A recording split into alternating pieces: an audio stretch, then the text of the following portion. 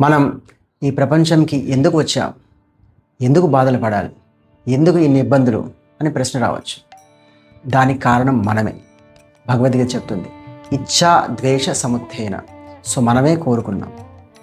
ఏమని కోరుకున్నాం? ఎంజాయ్ చేద్దామని. పురుష ప్రకృతిస్థో హి భుంక్తే ప్రకృతి జాన్ గుణాన్. భుంక్తే అంటే ఎంజాయ్ చేద్దాం. మనం ఎంజాయ్ చేద్దామని కోరుకున్నాం. దేవుడు ఒక సిస్టమ్ని క్రియేట్ చేశారు. సో అదే ప్రకృతి త్రిగుణాలు. త్రిభిర్గుణమయేర్ భావేర్ ఏబి సర్వం ఇదం జగత్ మోహితం నాభిజాన. నాట్ ఓన్లీ భూలోకం కాదు, మొత్తం ఈ 14 లోకల జగత్ అంతా ఈ ప్రకృతి త్రిగుణాలు ఆధీనంలో ఉన్నాయి. ఆత్మ అహంకారంతో నేనే చేస్తున్నాను అనుకుంటుంది.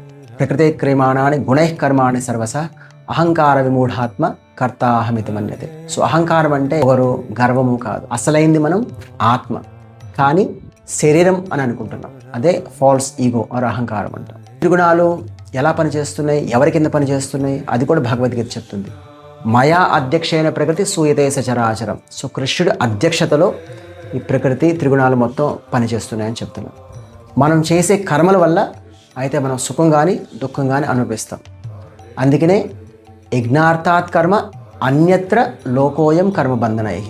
యజ్ఞార్థాత్ అంటే భగవత్ ప్రీత్యర్థం. యజ్ఞో వై విష్ణు. ఆయన ప్రీత్యర్థం గురించి మనం చేస్తే కర్మకి మనం బద్దులు కాము. కానీ మన ఇంద్రియ తృప్తి గురించి మనం పనులు చేస్తే మనం బద్దులు అవుతాం అన్నమాట. మీరు అనుకోవచ్చు, ఎవరు ఈ ఆత్మని ఇలా కోరుకోవాలని ఫోర్స్ చేస్తున్నారు అని. ఇందులో ఫోర్స్ ఏం లేదు. ఆత్మకి కొంచెం ఫ్రీ విల్, కొంచెం ఇండిపెండెన్స్ ఉంది.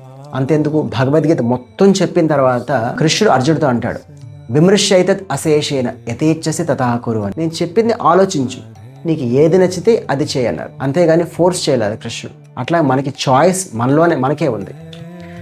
సంసార సాగరంలో మనిషి కొట్టుమిట్ట ఆడుతున్నాడు. బెస్ట్ సొల్యూషన్ ఏంటంటే ఈ సాగరం నుంచి బయటపడటం. దానికి కృష్ణుడు సరెండర్. అది దైవీహేష గుణమయి మమ మాయ దురత్యయ.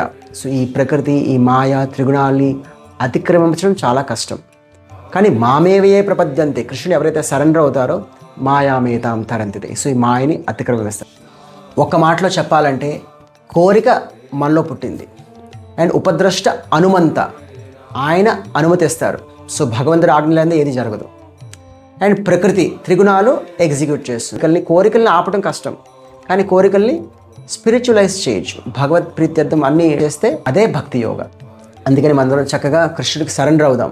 చక్కగా రోజు భగవద్గీత చదివిద్దాం.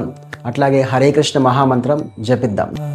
హరే కృష్ణ కృష్ణ కృష్ణ హరే హరే, హరే రామ రామ రామ హరే హరే.